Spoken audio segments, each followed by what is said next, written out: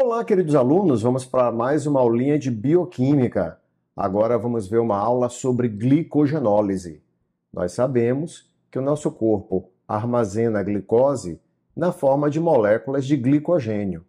O glicogênio pode ser armazenado em vários tecidos, mas é armazenado principalmente no fígado e no músculo. A glicogenólise, lembre, lise significa quebra, é a quebra do glicogênio. Em que momento nós quebramos glicogênio? Nós vamos quebrar glicogênio durante o jejum, para que o fígado possa obter glicose e fornecer glicose ao sangue, evitando uma hipoglicemia.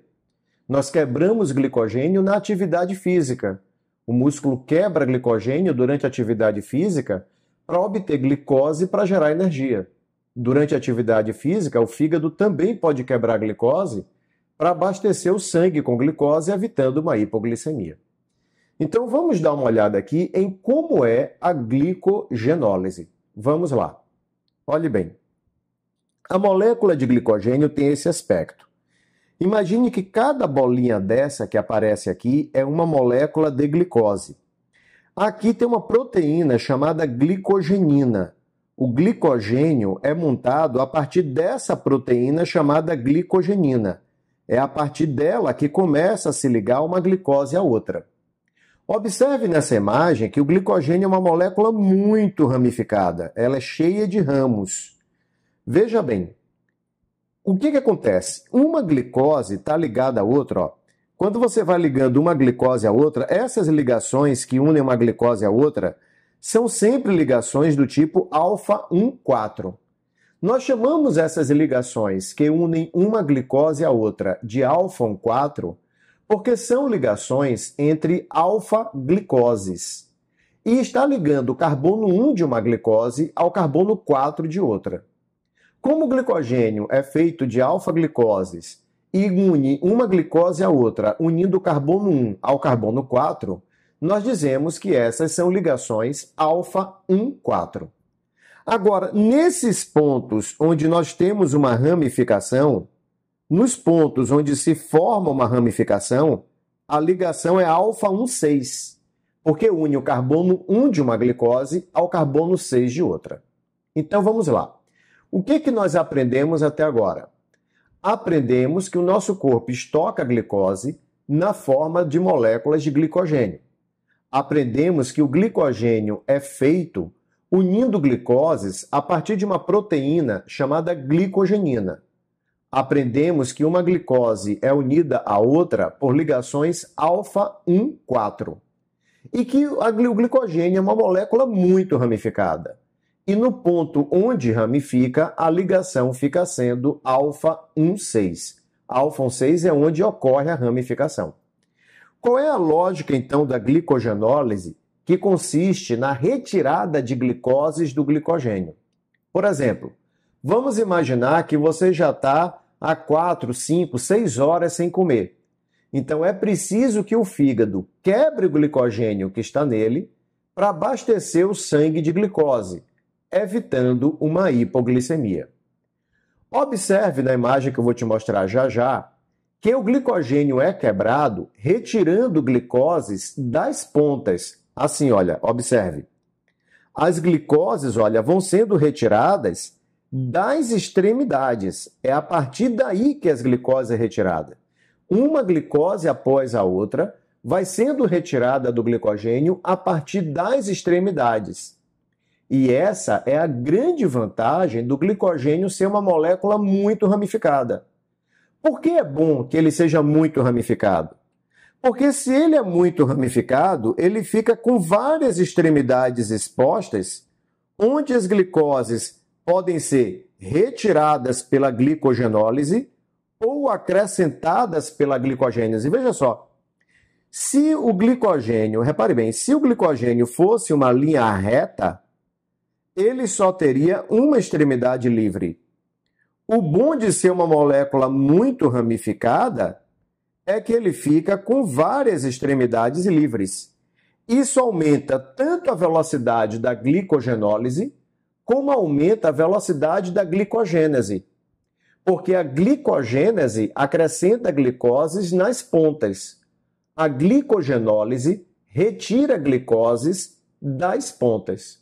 Então, ter muitas pontas livres, ou seja, ser muito ramificado, ajuda muito a acelerar tanto a glicogênese quanto a glicogenólise. Vamos em frente. Vamos então começar a entender como é que essas glicoses são retiradas a partir das pontas. Quando você pega os livros de bioquímica, aparece muito uma expressão assim: extremidade não redutora e extremidade redutora do glicogênio. O que é a extremidade não redutora e a extremidade redutora da molécula de glicogênio? Veja, eu tenho aqui uma molécula de glicose. A ideia do glicogênio é ir unindo uma glicose à outra. Vamos dar uma olhada então. Nós já vimos que as glicoses no glicogênio ficam unidas a essa proteína, chamada glicogenina. Aqui está o carbono 1 da glicose, ligado aqui à glicogenina. Da outra ponta, temos o carbono 4 com uma hidroxila, com um OH. Quando nós, então, observamos esse lado, essa vai ser a extremidade não redutora. A extremidade não redutora é essa extremidade que está disponível para ser ligada a uma nova glicose. A extremidade não redutora é essa, disponível para se ligar a uma nova glicose. Quando fala extremidade redutora, é o lado de cá, que está ligado à glicogenina e não está disponível para ser ligada a uma nova glicose. Então, essa extremidade redutora já está ligada à glicogenina. A extremidade não redutora é aquela que tem o carbono 4 aqui disponível para ser ligado a uma nova glicose. Portanto, novas glicoses são acrescentadas ao glicogênio, sendo ligadas na extremidade não redutora. Tudo bem? Muito bem, vamos em frente. Bom, a enzima que vai retirar as glicoses daquelas extremidades, daquelas pontas livres, a enzima que retira as glicoses dali é a glicogênio fosforilase. Essa é a enzima-chave da glicogenólise, a glicogênio fosforilase. É ela que vai retirar as glicoses da extremidade não redutora. Observe que a glicogenólise parte de um nível maior para um nível menor de energia. Como a glicogenólise parte de um nível maior para um nível menor de energia, você está descendo uma ladeira energética, a glicogenólise não gasta energia. É como a água descendo a ladeira. Você não vai gastar energia para a água descer a ladeira. Se você está partindo de um nível de energia maior para um nível de energia menor, não consome energia. Então veja bem como é que a coisa acontece. Eu tenho aqui o glicogênio com N glicoses, uma quantidade qualquer de glicose. Aqui está a extremidade não redutora. A ideia é retirar essa molécula de glicose. A enzima glicogênio fosforilase, então, pega um PI, um fosfato inorgânico. PI é fosfato inorgânico. É um fosfato que está livre. Note que esse fosfato não precisou vir de uma molécula de ATP.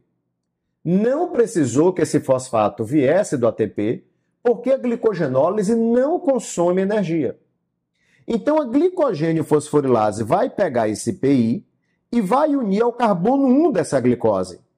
Qual é a ideia de pegar esse fosfato que está aqui e unir ao carbono 1 da glicose?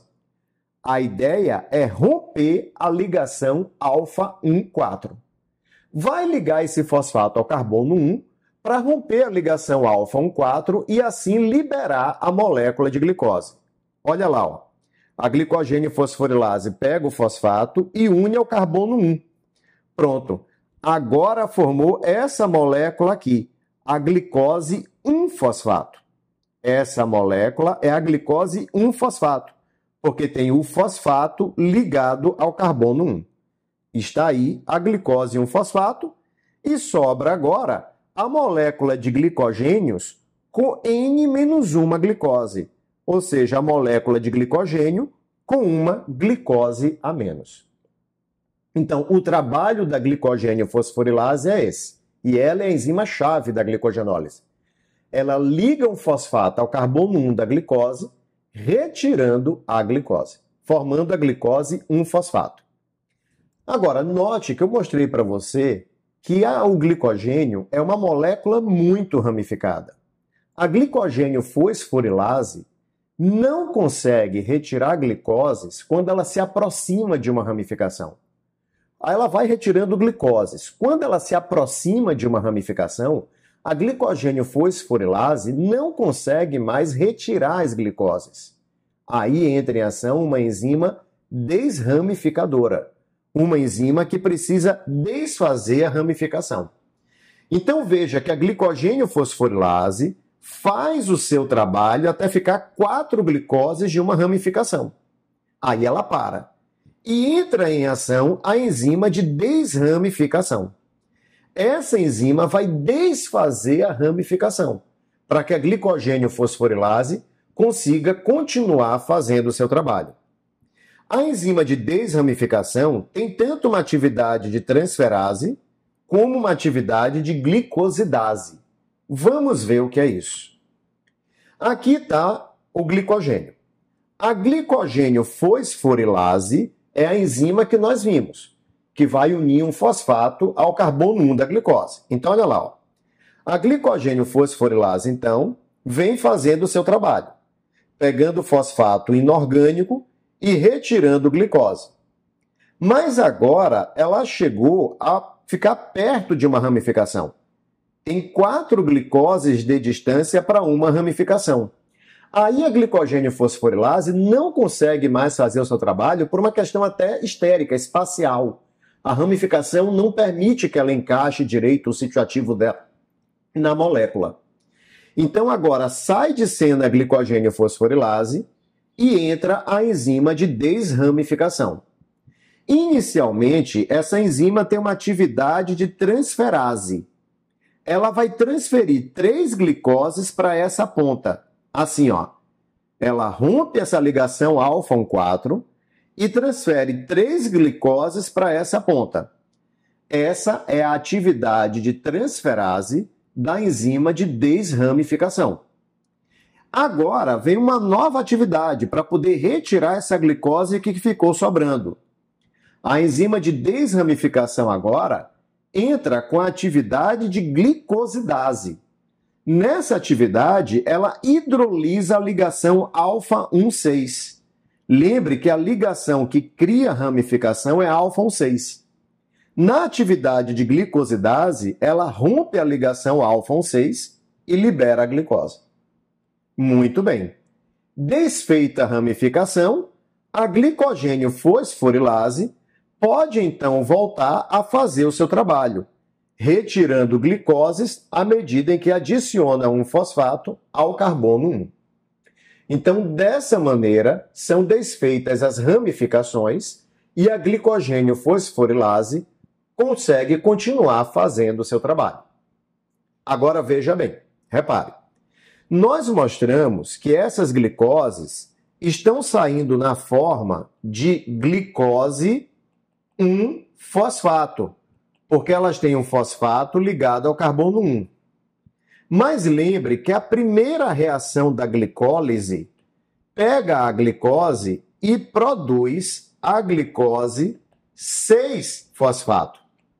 Então, a molécula que está inserida no metabolismo não é a glicose 1-fosfato, é a glicose 6-fosfato.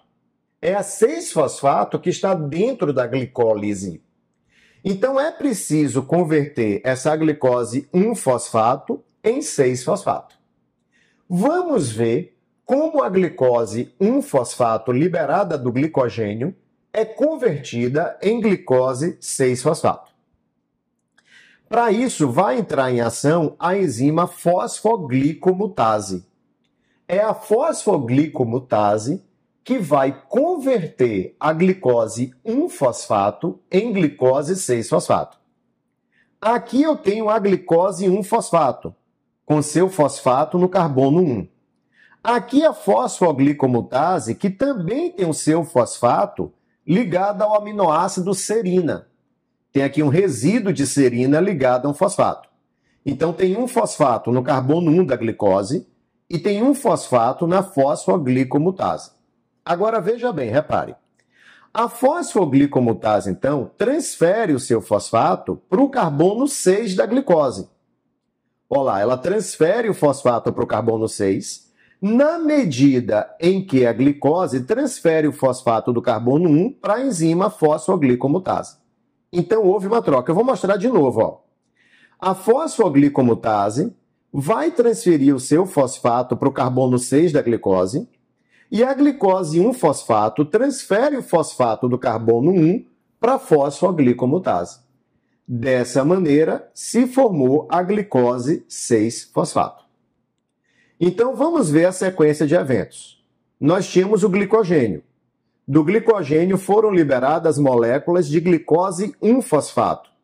E a fosfoglicomutase produziu moléculas de glicose 6-fosfato. E agora? Agora, dependendo do tecido, vamos conversar sobre isso, vai ser retirado esse fosfato da glicose. Bom, quem faz isso é a enzima glicose 6-fosfatase. Essa enzima retira o fosfato da glicose, produzindo a glicose pura. Mas você agora vai ter muita atenção. Essa enzima é expressa no fígado. É uma enzima expressa no fígado. Essa enzima não é expressa no músculo. Por quê? O músculo tem um metabolismo muito alto. O músculo gasta muita energia. Então, o músculo não dá glicose para ninguém. Quando o músculo quebra o glicogênio, é para obter glicose para ele. O músculo não dá glicose a ninguém. Ele quebra o glicogênio para obter glicose para ele. Isso significa que no músculo, a glicogenólise para aqui, em glicose 6-fosfato. O músculo não faz essa última etapa envolvendo a enzima glicose 6-fosfatase. Por quê? Lembre que quando tem um fosfato ligado à glicose, a glicose fica presa dentro da célula, porque nenhuma proteína consegue transportar a glicose com um fosfato ligado a ela. Então, o músculo para o processo em glicose 6-fosfato, porque esse fosfato vai garantir que essa glicose vai ficar presa no músculo. E o músculo quebra glicogênio para pegar a glicose para ele. Só que o objetivo da glicogenólise do fígado é diferente.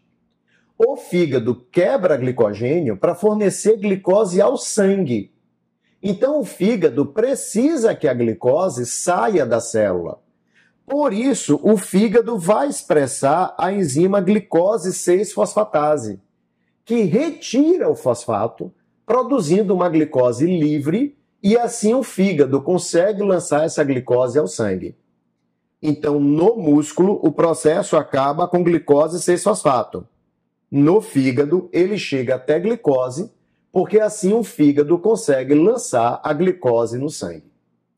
Vamos ver como é o trabalho da glicose 6-fosfatase.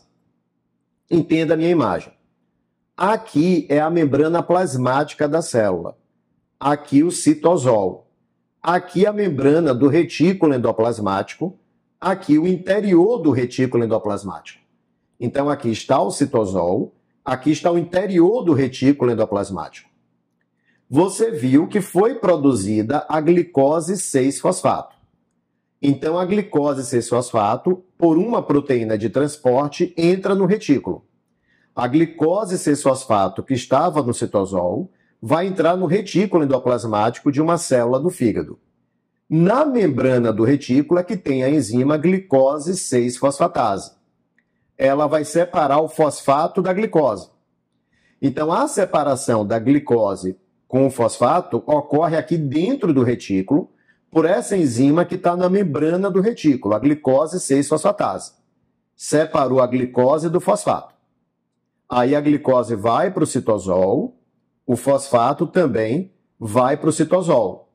E agora, com essa proteína chamada GLUT2, com essa proteína de transporte de glicose, que é a GLUT2, o fígado consegue jogar glicose no sangue, evitando uma hipoglicemia. Então é dessa maneira que a glicose 6-fosfato atua.